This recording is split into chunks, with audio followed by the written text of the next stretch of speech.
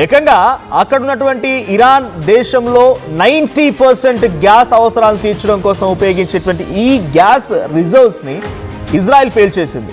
Iran's South Pars gas field అని చెప్తుంటారు దాన్ని. సో సౌత్ పార్స్ గ్యాస్ ఫీల్డ్ పైన దాడి చేస్తే 90% ఇరాన్ దేశస్తులు ఉపయోగించినటువంటి ఎల్పిజి గ్యాస్ నీడ్స్లో ఇక్కడి నుంచే సప్లై అవుతూ ఉంటాయి. సో చాలా కీలకమైనది, world's largest, one of the largest gas reserve ఇది. సో దాని పూర్తిగా కుప్పకూలిపోయింది, డ్యామేజ్ అయింది, గ్యాస్ ప్రొడక్షన్ ఆగిపోయింది. గ్లోబల్ లెవెల్లో గ్యాస్ ప్రైస్ సంబంధించి ఒక్కసారిగా ధరల పెరగడానికి గల కారణమైంది.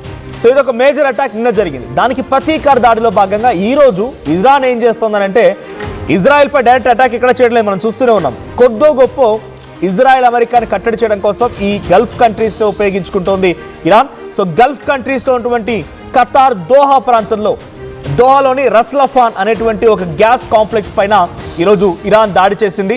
సో లిక్విఫైడ్ న్యాచురల్ గ్యాస్ అంటే ఎల్ఎన్జి లిక్విఫైడ్ న్యాచురల్ గ్యాస్ని దాడి చేయడంతో ఇది ఎంతటి ఒక సామర్థ్యం